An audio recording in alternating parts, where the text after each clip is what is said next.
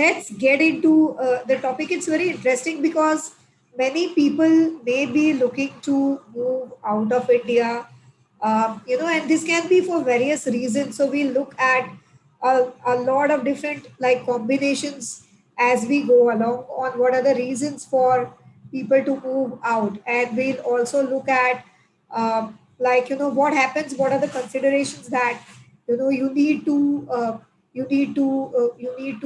have in order to take these decisions, whether you should move abroad or if you are, then are you going to return to India. Then let's have a look at that. So Dr. Arun Jyoti is saying no, we are not there, no issues, but we can have a lively discussion even on what people think are the things. And just to introduce myself, my name is Komal Shah. I'm a co-founder and content head for 𝗯𝗍.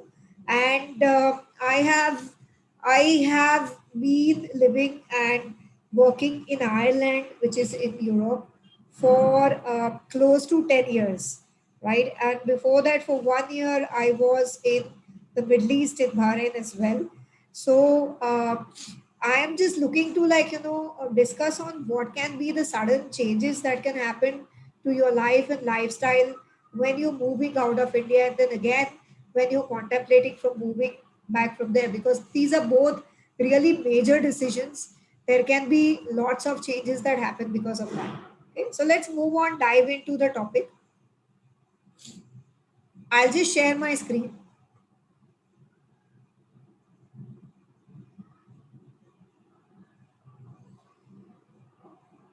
So crossing borders, what comes with moving abroad and returning to India?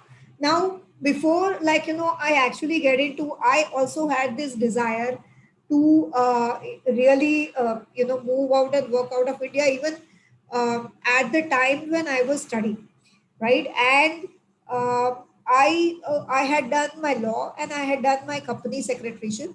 And what I came to know is that there was an agreement or an MOU of the Institute of Company Secretaries of India with the Institute of Chartered Secretaries and Administrators in UK.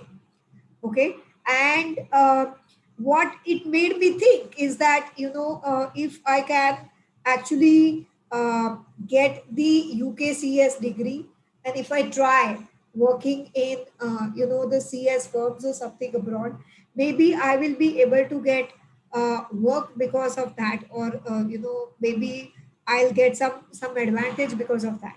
Okay, now um, uh, I appeared for their exams, the exams that they conducted under the MOU. I cleared those exams. I was offered the membership of ICSA. And then on the basis of that, I started actually working and applying to to different places. Now, what I experienced at that point of time is that uh, there weren't any specific uh, skills that were of a company secretary which were in shortage, okay, in the likes of UK or even in other common law countries where you had these designations. So what happened to these candidates is that they liked the emails that I had sent. All of those things were fair, but they weren't really willing to do it to or get into any candidates who weren't already there out of India. Okay, at that point of time, this was the case because company secretaryship, okay, or chartered secretaryship was not in the list of the skills which came with a shortage. Okay, and ICSA per se was an institute which would which wasn't that it's not that it's not recognized, but it had its own way of conducting, or it has its own way of working there.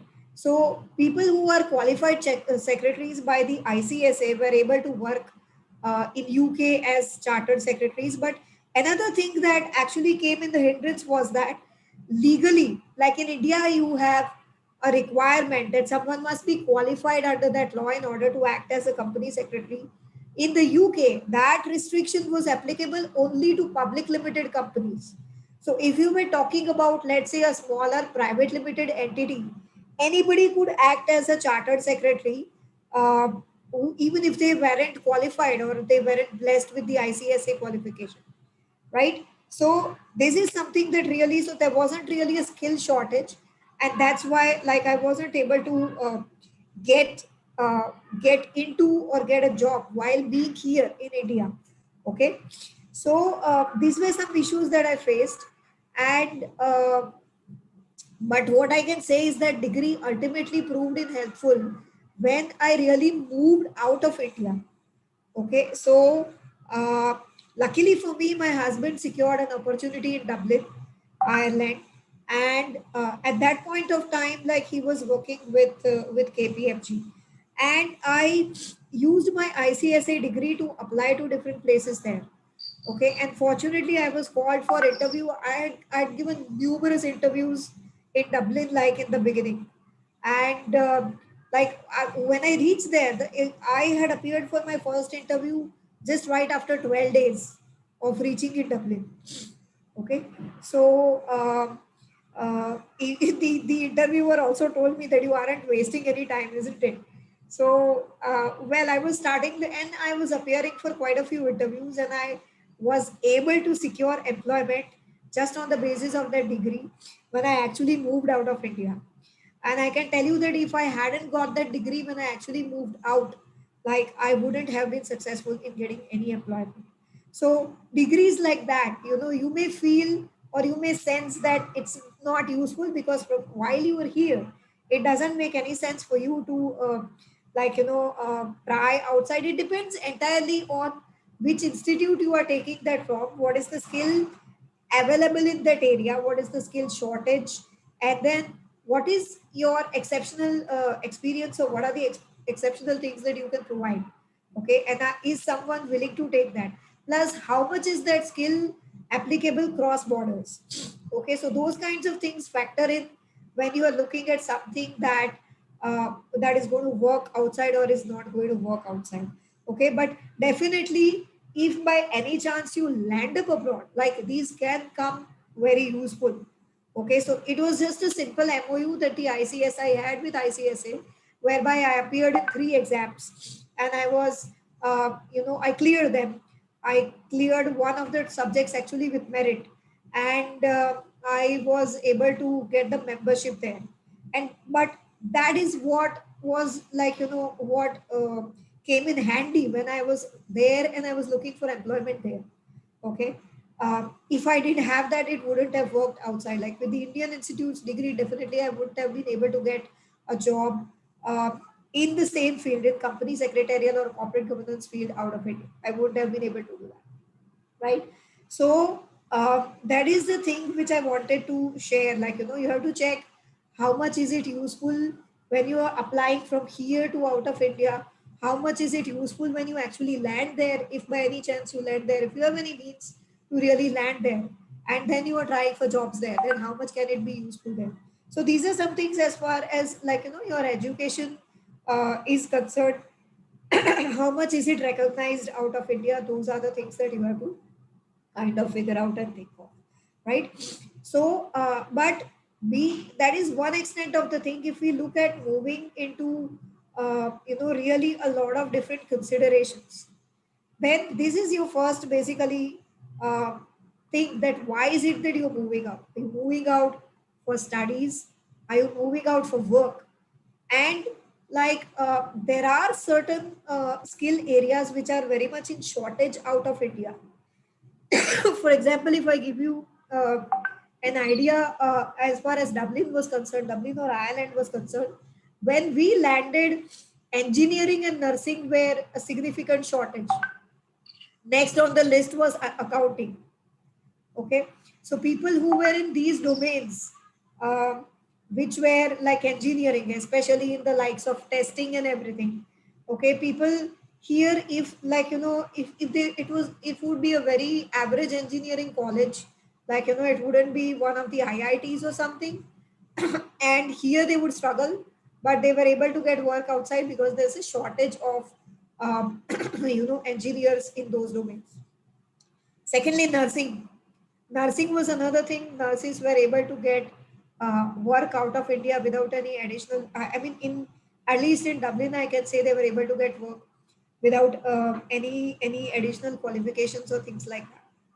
Okay, so and accounting, someone who is a qualified chartered accountant in India would get work out of India without any additional. They didn't need to complete CPA in Ireland. They didn't need to complete ACCA. They were able to secure work out of India on the basis of the ICAI degree in India. Like, if they were qualified chartered accountants in India, they were able to secure. So wherever you go to land, that is another thing that you check. Is your area falling in the skill shortage in that domain? Okay, and what are the kind of skills that you have, which are exceptional and can't be available easily? Okay, so that is what something you can really work on, or you can really think of. Another is, whenever you are moving out of India, a little bit of work-ex always kind of is necessary, and they'll look at what level you were working at when you were in India, or what is the work, what is the kind of stuff that you did. Okay, so for me, it worked because I had handled the IPO of a listed company, like a company going public in India. I had handled their IPO. I handled the compliances for that company as a listed company. So, it amounted to a good degree of work experience for me when I was applying at different positions, applying for different positions. So that is something that can really also come in handy. You have to have work ex. What level you have worked at is also very relevant, and that can be something that adds up. And there can be striking questions that will be asked. Okay, so for example, uh, the ultimate company where I actually secured a job, which is 𝗖𝗍𝘀𝗀𝗶𝗀𝗃, I was able to clear their interview on the basis of like one technical question, and that question was like, uh, providing for redeemable preference shares. Okay, so if the preference shares are to be redeemed, then um, how do you do that? Like, if the company may go bust, and then you aren't able to redeem the preference shares, and how do you work that out? And I actually had in the Indian sense of the term, you actually build a capital redemption reserve in order to be able to do that. And that's exactly what I answered, that this is what, like, you can face. In fact, in one of the interviews, when I told them that I was working for a listed company, they even said that I mean, the market in Ireland, for that matter, is very small. At that point of time, there were about 60 companies that were listed on the Irish Stock Exchange, and that's it. So, like, the interviewer also told me that the depth is not that much, like how you would find at BSE and NSE.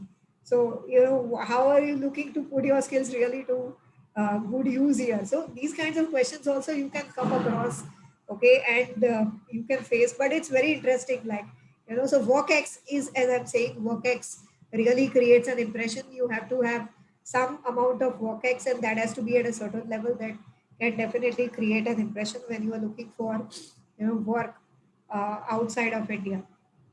Studies, well, see, look at it like this. If you are looking to get studies out of India, what again is your ultimate objective? Okay, you want to add a splendid degree to your CV and then return to India? Is that what you're looking to do? Or you want to study abroad to be relevant to the market there and work there and stay there? Okay, so what is it that you're looking at? So those are the things as far as studies are concerned, which you have to consider. Because I know of someone who was a lawyer and a company secretary here, and he actually did an MBA at a very top B school out of India, like, getting a really good degree. And then ultimately, when he was back, he was still, like, a legal counsel at a leading company. If he had stayed here for a longer period of time, it wouldn't have been significantly different in terms of his career progression. So, what is it that you're looking at when you're saying studies? Are you looking to get any specific skill which you're not going to find here and you find only there? What is that skill about? So those are the things that you see. Studies is one thing. What are you going to use the degree for? That is what you have to look for. Like I meet many people who are into this domain that I want to do an LLM abroad, and this is always a question that should I do, should I not do, all these kinds of things. But you have to consider that how are you going to use it. Okay, if you have a justified and a proper use of doing that, you know that it's going to aid, it's going to be a step up in your career growth. It's not just going to be a time out which you do to get a good degree, but if you are at point A and you are going to start at point B, which you would have anyway reached without doing the degree. If that's what is going to happen, then it doesn't make sense. But if it is going to be a step up in the sense that it is going to be used and you will be able to use it to maybe land somewhere better, is it going to make it faster for you to reach to second or third step? Then definitely you should go ahead for it. So those are the things that you need to analyze, and you can do a lot of analysis on this, that where you are doing it from. Like I have there been cases of people who have this, who have come back and who have actually secured stuff which is better. Have there been cases of people who fast track their career because of that? Okay, so those are the things that you have to find out cases which are, you have to find out precedents which are existing like that. Okay. So you may think that I will be the first person to do that, but I mean, think like, is it, how much, what is it going to serve? What purpose is it going to serve later on? That is something that you have to think. If you have use cases of people, okay, who actually used it and really got a fast track somewhere, then yeah, why not? Okay. But that is something that you need to research and not leave it by chance just because you've heard something somewhere about it. Okay. Because it involves a lot of money. Like if you are moving abroad and you are going to be studying abroad and you are going to be financing your studies with INR, okay, you are going to be studying either in US or in Europe somewhere, and you're going to be financing those studies with INR. That is tough. Okay. So you have to think of, how are you going to do that? Okay, if that's an investment, what are the kind of returns it's going to give you? Okay. Next, if you move to work, that is the best place if you are moving abroad. Okay, studies is where you may be financing it from India, at least initially. Okay, now you may do student jobs which are allowed in other countries, which are for specific hours, and which will be based on basically the minimum wages that they offer you. Okay, and you may be financing your living costs there for sure. Like, you may not be able to finance your fees and everything and all, but you will be paying for your living costs there with the help of that. That is possible. Okay, so those things you will have to consider. So studies, the chances are you'll be putting in money. Okay, immigration as a family, definitely you will be putting in money in the beginning for sure. Okay, because you will, if you're moving as a family as a whole, like, you have to be arranging a lot of different things. Okay, so you will be putting in money initially to a good extent. But where you are not going to be putting in money, you're going to be getting something. Okay, you know that you've been offered a job which is paying up to this much remuneration, and that's why you are moving. So that is the best place where you are going to be moving abroad. Okay, and also you need to consider in that situation, because I know families here who had really good jobs. Okay, and they left and they went to move at very, let's say, a petty opportunities. Okay, in fact, I was offered one opportunity where I was moving, where I was offered a job out of India with a lawyer, an Indian lawyer. Okay, and he was basically like, the what happened with me is because he was in my community and he had graduated from the same law college as I had. Plus, he was very happy with the language and everything that I used.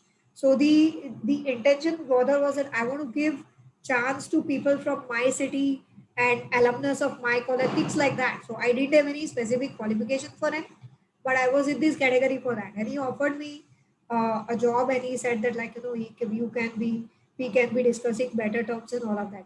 But naturally, if I was someone who was moving out of India just like that, to think of that, what are the kind of visa requirements I'll have, where will I stay, all of that.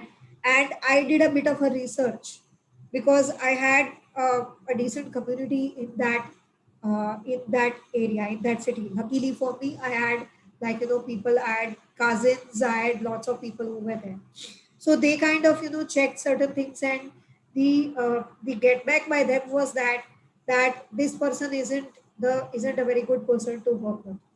Okay, so might even be a safe person to work with. So these kind of these kind of research you can always get. Work is the best place that you can do for, like, moving out of India, because you will be earning a certain income for sure, rather than putting a heavy investment in. But you have to do your background research very thoroughly on where you are going to be working.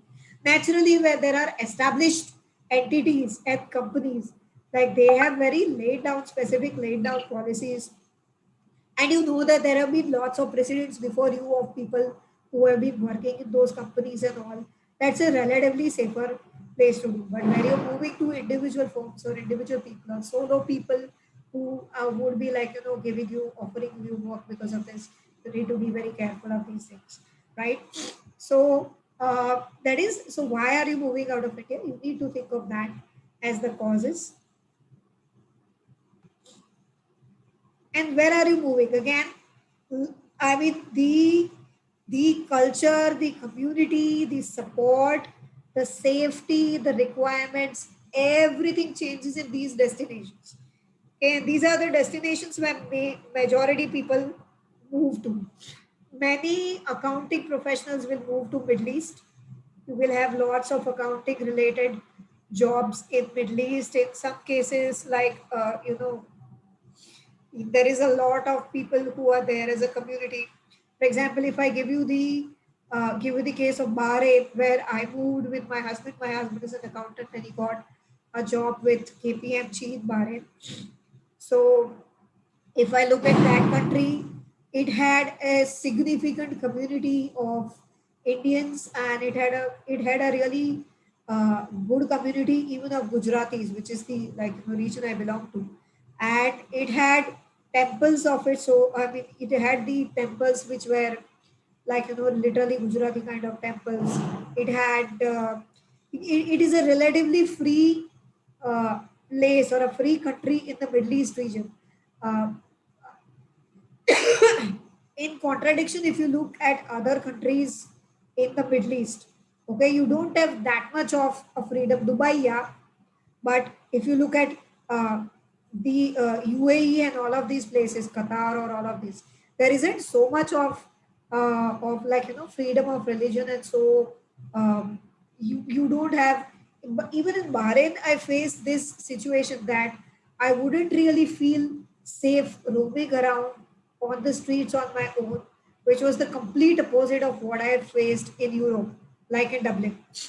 I had no hesitation roaming around anywhere on my own in Europe, and that was not the sense that I got while I was in Bahrain, even though it was relatively one of the freer countries where you can move. Then, are you required to wear a specific thing? Are you required in some countries? You will have, like, it's a kingdom. You have to have the photo of the king. Things like that. Like, these are very typical of Middle East countries, which you need to take care of. In Europe, Europe is a good place relatively. There are the good place, and why would I say good place? Because there are social security structures in Europe, which are kind of not there in US. Okay, so social security, in as much as, like, you can have much better maternity benefits, you will have things like unemployment allowances. All of these things will be there in Europe, okay, which you definitely don't have in the United States. In the United States, these kinds of things are not so much of prevalent. right? So there's a relatively better work-life balance also, okay, which you may not find in United States. Okay, in Europe, there's a relatively better work-life balance. Plus, there is something that allows movement across the regions of the Europe which are under the EEA, okay, or where you have all the combined currencies, same currencies, all of those things. So that way can become a little bit better. What is great in US is that the extent of community that you have, okay, in US, and like massive number of Indians in certain places. In Europe, there are certain destinations where which are very concentrated. Like I can tell you, like if you roam around in South Hall, you can't see. It is very rare for you to see. The British people. Most of the people around will be like Indians, and it looks like you are roaming on an Indian street. So there can be cases where there can be places which are very concentrated with Indians in general. But in US, most of the places you will find a very expanded Indian community that is there for sure. So the community support that you have, at least in terms of information, it's not like everyone will let you stay with them or will call you for dinner or things like that. But definitely in terms of information, you can have a community support, because sometimes information is also not that freely available where you want to seek it. Okay, that where can you get certain specific things, where do you need to go, what is the best way to do these kinds of things. Okay, this kind of information at least you can have very easily in places where you have a developed community. So you have to think of where are you moving, what is the community level there, all of those things. So these are what is the first things that you will need to sort if you are kind of moving abroad for any reason, whatever. Okay. So where will you stay? Where you want to land? Okay. And what is your first port of call? Now, if you're working, the companies there may give you a certain days of relocation period. They may offer you a temporary stay for a certain period, let's say 15 days or something. Um, or if you identify, they may be giving you some relocation allowance or something like that. But after that you will have to find a place to stay of your own. Okay, and in most cases what happens with people is that people uh, find places which they can share with other people in the same zone. Students, in 90% of the cases you will find situations where they are sharing accommodations with other students, or like other Indian students who went with them together and are studying in the same university or college. And also looking at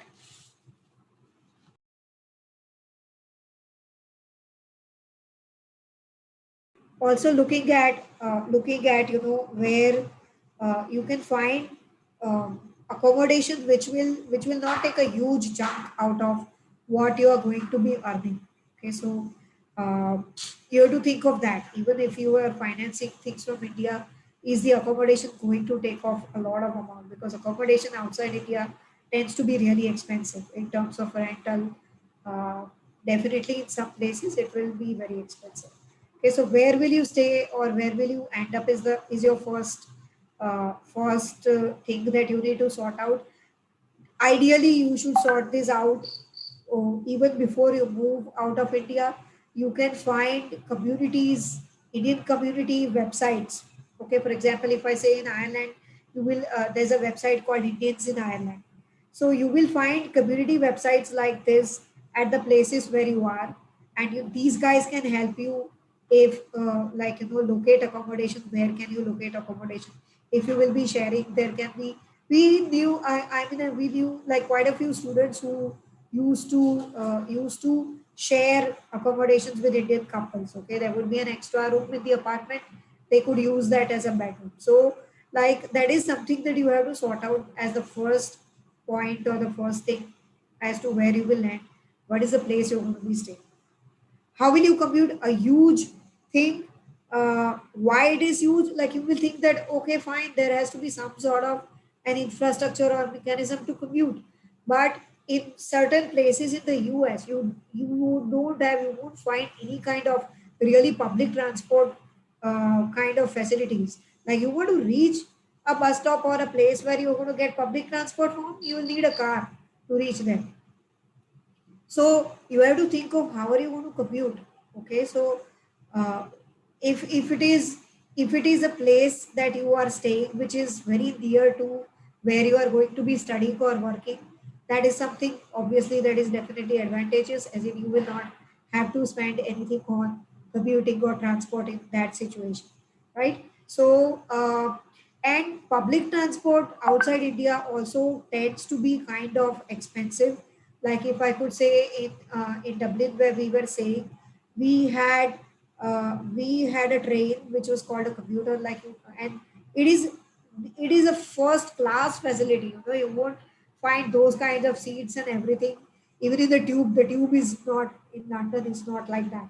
It was a much better interior than, you know, what you kind of find in the tube and all. But it is very expensive, so it's kind of a forced luxury that you have. Okay, they'll provide you really good facilities, but tend to be very expensive, right? So I mean, just think of it, the place where I was, if I had to move from there to the place where I was working, it would cost me something like 10 euros in one commute, like, you know, going and coming back. And 10 euros is like, at the beginning when you move, or you always be converting it into Indian INR. Okay, so it will be like 700, 800 bucks you just give. Like, if you compare it to the local in Mumbai, you will go nuts. Okay, so you have to think of how you are going to commute to the place where you are going to be studying or working. That is something that you need to. What is the support that you have there? Okay, do you is there anyone who is like your relative? Is there any someone who's your friend? Okay, or are you going to land at someone who knows someone in the family or things like that? Or if you want to ask someone something, who were you going to ask in that specific place? So it pays that before you go, you kind of start to develop relations, talk to people, manage, like, you know, start to reach out to a lot of different people uh, before you move, like, you know, and you start to get in touch, start to discuss things. Okay, get information, say I'm going to move, I need some help, things like that. Okay, so what is the support you're going to have there if you need information? Okay, there can be loads of websites that will provide you information that you want, but you don't know which is the right one to land. Okay, what is the correct website to get in terms of this information? Okay, where do I actually look at? Okay, so those are the things also someone can really help you or guide you if they have been there for a while. Some other things that you need to figure out is food, like, you know, people can really face issues with this, especially if you are following certain kinds of diets. You can have like, you know, you would need to be very careful, and you would have issues because if you are vegetarians, for example, or if you are vegans, okay, or if you are following Jain diets, and all of these things can become very tough, right? So, because you won't even have information on what you are eating, really full. Because someone will tell you that's vegetarian, but according to them, veg includes fish. So, and in India, like a veg wouldn't even include eggs for that matter. So, like, you know, your definitions of things will be very different. So, if you have specific diet and things like that, then, you know, you need to be really careful. You need to it can become a little bit difficult for you. So food is one thing that, you know, you need to, or you come down only on fruits, things like that, you know. So it can become a little bit tough, and it can become a little bit difficult, at least in the beginning, until you figure out what is the way you can manage your food and survive in given what is available there. Okay, in the beginning few days it can be really tough, right? Taxation and the net earnings after taxation. Taxation uh, tends to be a bit on the higher side. Like I, at least for Ireland, I can see that it was a higher side. They would deduct certain amounts towards social security for sure. So there's an extent of your large extent of your salary, which will go away even in terms of social security. Okay, this can be useful later, like in terms of maternity benefit and all. But at one point of time, they will take it away from your salary. It'll be a tax deducted at so similar to like how it is in India, but they can take away a good chunk off. So you have to think of what it is that is going to remain in your hands. Okay, and you want to survive that with that net earnings. How are you going to do that? And how are you going to work your way to that? Most student jobs, which are like limited for or minimum wages for a certain hour, aren't really subject to that much of taxation. Part-time jobs or jobs which are for certain hours or which are minimum wage don't tend to be a lot subject to taxation. But definitely, if you're moving for work purposes, if you have been offered work and you were going to be in employment there, then yes, you will have to think of what is it that's going to be available to you net in your hands. How are you going to balance your rent and other expenses out of it? So those are the things that you need to figure out. Community, like I said, yes, definitely it makes a difference. People will think that how, but well, it definitely makes a difference to you to have a community there, because if you're not looking to uh, come to visit India for a particular duration, you can start to get homesick. Okay, you can really start to get homesick. Fortunately for us, we were like able to visit, or we were looking to visit more or less every year, so that didn't happen for us. But like if you're going to stay there for, let's say, 3 years or 5 years for a longer duration, you're not going to be able to come back to India. You can start to feel homesick and start to miss people, right? Despite all the video calling, despite all of that, you can start that. So community is something that is very important. You need to find out if you have a community there. Do they do any social events? I won't be able to participate in terms of festivals, okay, and all of that, those things. Anyone has any questions until this? I think I'm discussing a lot of things, but uh, does anyone has any questions? Not on Zoom, we don't. Okay, let me move a little bit forward. If you stay longer, okay, and longer will be only if it makes sense financially to you, like your studies are over and then you've got a job there, or if you were working and you are progressing in your work there, okay, you are going to next levels in the organization, or you are able to switch jobs and get better salaries there, so you've been there for a while. Okay, then you have to, and interestingly, I have to say this, I have been there for close to 10 years. The people that I have seen there who were staying alone and who got married later, like barring barring one or two exceptions, everybody uh, came back to India, got married, and got back there. So none of the people that I came across, just a couple of exceptions. Other than that, most people were they were marrying people from India and then going back and settling out of India again. So that if that's what is going to happen, so who can join you in that country is also a question. Are you going to be able to take your spouse out of India with you? So that's a question that you can face, and obviously the acquiring citizenship, green card, long term visa is a question. Are you intending to get a nationality of that country? Are you intending to get a green card?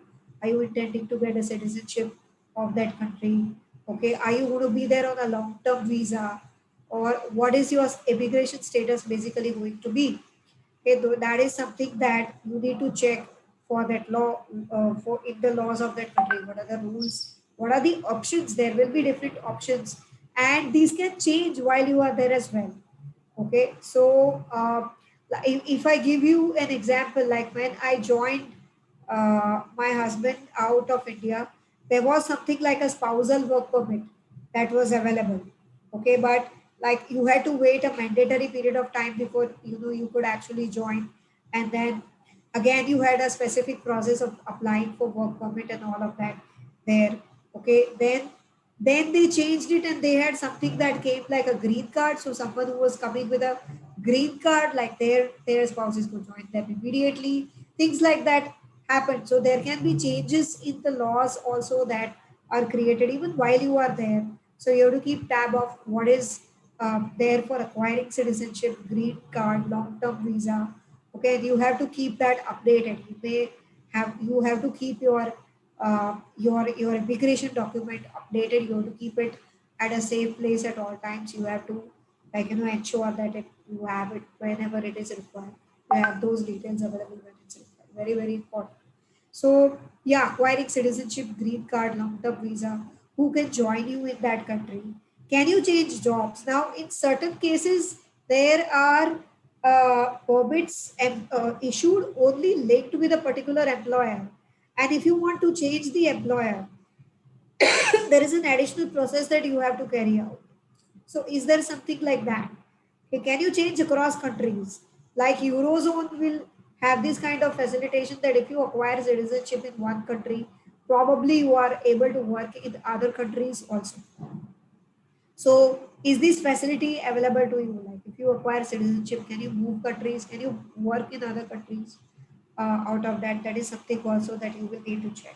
Rent versus mortgage and creating assets out of India, because these are there if you stay for a longer period of time, like you are there for more than 7 years or things like that in that zone.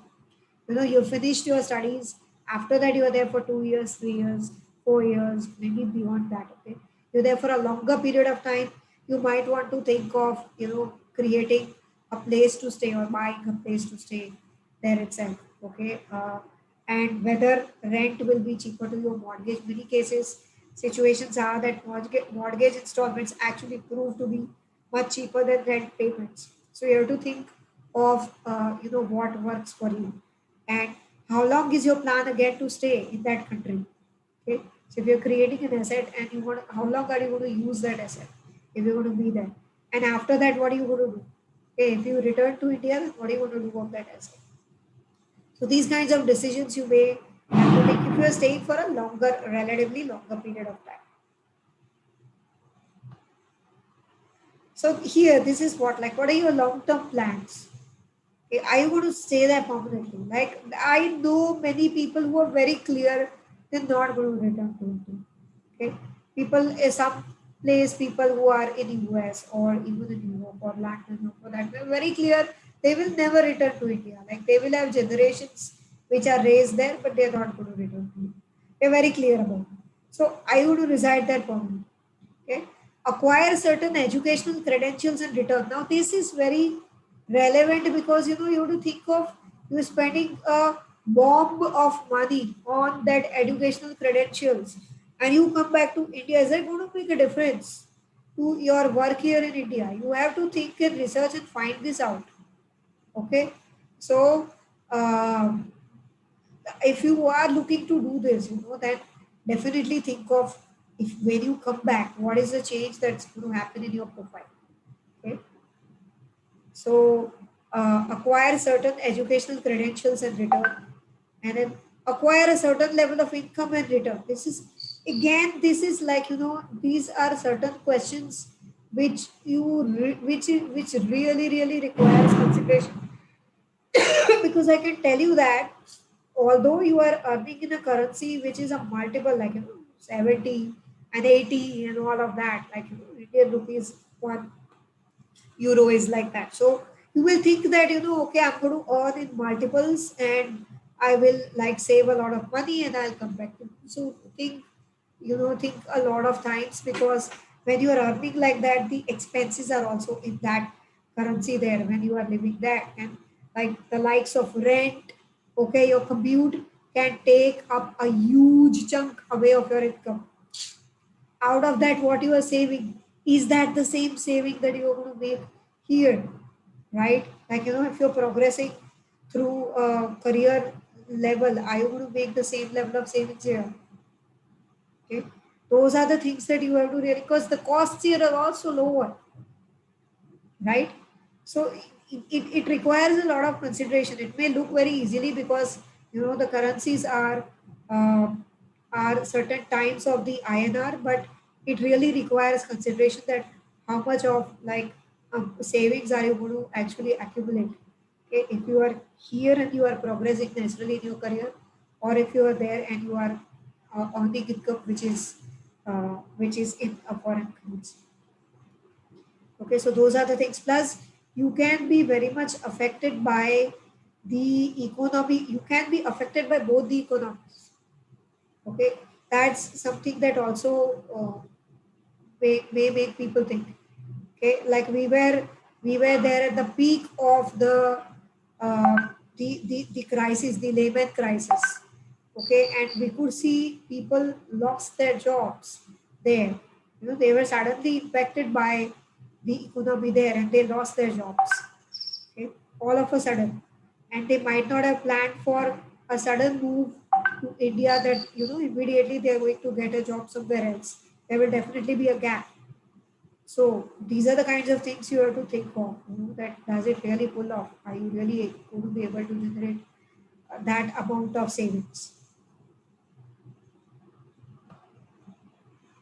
Considerations if you are planning to return. Now, this is huge because it depends on how long you have stayed there and what is your integration into the culture there. What is the integration of your family into the culture there? Okay, and by any chance, if there are kids, for sure it's a huge cultural consideration. Okay, so really relevant consideration that you have if you are going to have kids. So one of the thing is very sure that there's going to be a drop in income, and there may be a steep drop in income, because definitely if you are looking at Indian entities paying you in multiples the same amount as you're earning abroad, it's not going to happen. But what you need to consider is that your expenses here. Okay, what are you saving?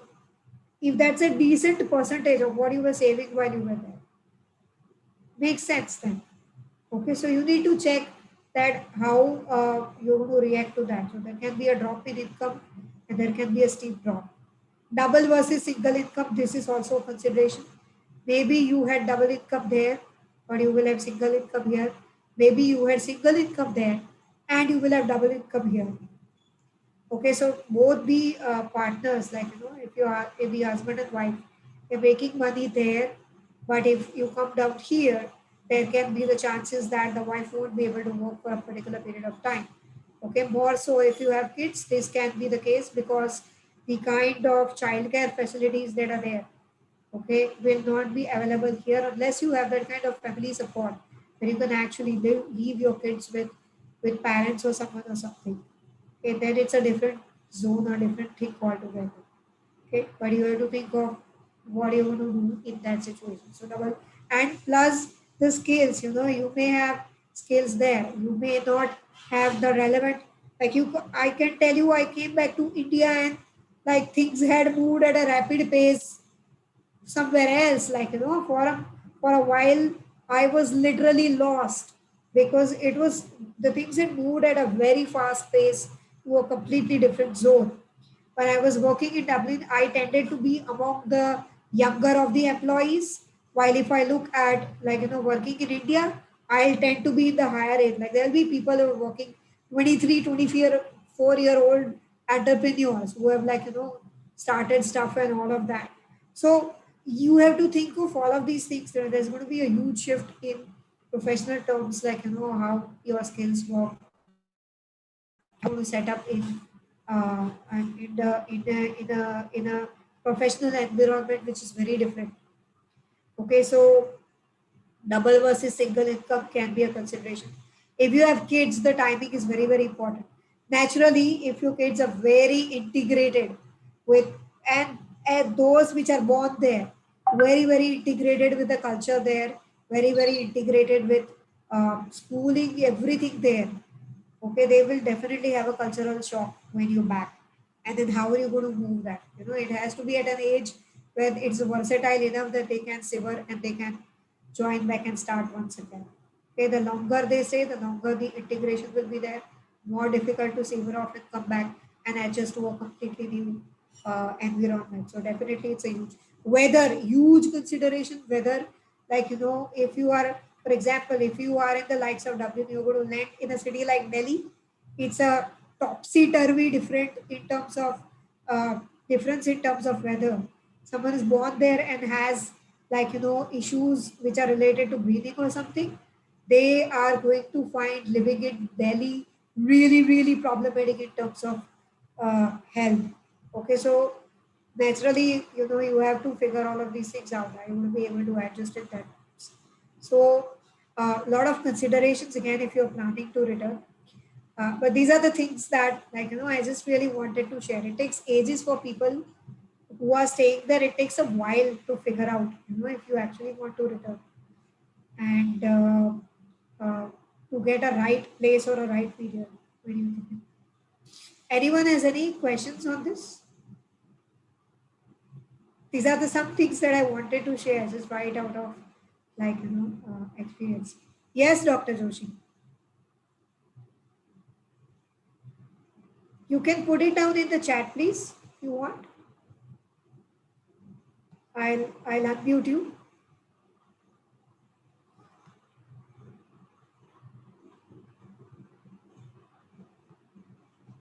I'll just ask to unmute. I'm not sure why it's not allowing.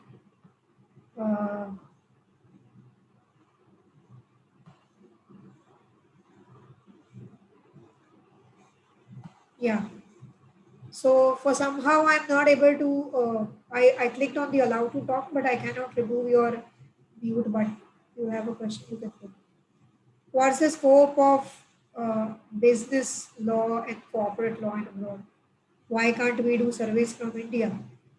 Yeah, I mean, absolutely. Why not? You can be working as an outsourced person, like you can be providing services to even international clients from India. There's nothing stopping you.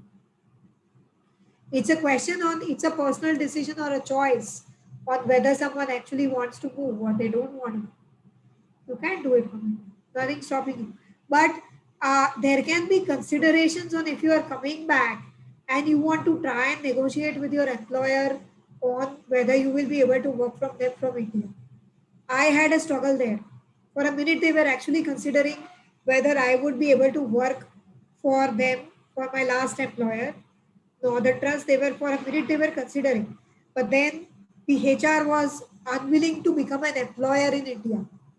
So they would be subject to employment related laws in India, and that is something that wasn't really acceptable or workable with them, which is why they didn't progress with that. So it should be workable for them. If it works for them, then that's it. But yeah, there are companies which have employees across the world, and they are working on, I don't know, on a consultancy basis or for whatever mechanism that they use. But it needs to work out with the employer. What is the scope of business law and corporate law abroad? This is a very general question. So when you are saying abroad, it's like n number of different countries. If you're saying business law, n number of different countries. Corporate law, n number of different countries. So you can't, and then business law and corporate law in itself is a very wide topic. So you can't generalize things like that. You have to find out a specific category of law which really works out and and like is not easily available out of India. Okay, for a while, for example, there were things like genetics which were not very easily available, and you would find people who were out of there, they could do well in that. So to find out those sectors or those areas which will work well or which are not in that much of an available supply out of India. And plus, you have to think of the destination you want to land to, Ujwala, and look at what is the mechanics there. Okay, then you will be able to, because it's very general to say business law and it's very general to say abroad. You have to bottom line a country, you have to bottom line a region, you have to bottom line an area, and then you have to take a decision. Yes, Dr. Joshi. I Yeah. think you're unmuted. Yeah. Now can you hear me? Yes, I can hear you. Yeah, see, my point is you have discussed nicely. You have discussed the mobilization of the resources in abroad and what are the things, what are the criteria we need to account. That is okay, Yes. fine. But Yes. instead of moving, we need to discuss one in detail. Instead of crossing the borders, we can pull the business to India and we can work it out because we are our physical appearance is not required. No, whatever we formulate like memorandum or Yes. confidentiality agreements, Yes. contracts. But this comes down to a personal choice. Dr. Jyoti, this is what I feel because someone wants, there can be some people who want to live abroad. That is their choice. They Hmm. want to do that. Then, like, it's a different consideration. If the Hmm. basic intention is only to be able to earn more, there can be lots of different ways. But if that is the choice is to live abroad and the choice is to not live in India, so then it's a different thing altogether. Like there will be people who are in that zone. They may take that decision. So you can't generalize what everybody is thinking. People may have that choice. If that's what they want, then they need to consider these kinds of things. But if, like I said, if you're looking only at, I want to go abroad and earn really good income and then come back, so you have to double think, you have to double check, okay, is that going to actually happen? And can you do it right sitting in India? Like there are people who actually draw things with the likes of Upwork and all of these websites. That yeah, you do get work from out of India in India. So it is not impossible to do that. Okay? But it's a personal choice. If the choice is actually to go out and stay there, then that's what your decision is. That you're taking that. Okay. See, in my case, I have already worked in abroad for almost 9 years. So that's why I took a second option. So Yeah. what is my opinion or what is my suggestion? You have given chosen a choice to work in abroad that you have described. Similarly, you can do one more webinar for the people those who want to execute the projects from India. I think on that choice also you can just think it out whether you can give some webinar on that. Yeah. Ramanuj is doing a workshop like that. You will find that, like, you will have a landing page on the 𝗯𝗍 website. He's actually doing a workshop like that. Like how you're saying, if you want to be in India and you want to get, like, you want to get the things from abroad, you want to get clients from abroad or work from abroad. How do you work on it? So he's going to do that. Okay. Okay. Okay. Anyone has any other questions? No, I don't have any other question. Actually, I am pursuing it. Basically, I'm an engineer. Okay, I did a doctorate in engineering and I'm pursuing my law as well. So that is why. You will, I can share that link actually with you guys. Just give me one sec. I'll share Ramanuj's link with everybody. But that is specific to IP law. Huh? I have to clarify this. It is specific to intellectual property law. It's not general for anything and everything. So I'm sharing that link here with you, all of you guys. You Okay. wanna see that, but it's as I said, it's specific to IP law. So you can use this link if you're looking. Okay. Okay. Get your own international clients sitting in India, but it's IP law specific. Yeah, So yeah, if I interested, agree. you can join this workshop. Okay, guys. So have a great night. Thank you. Bye. Okay, thank you.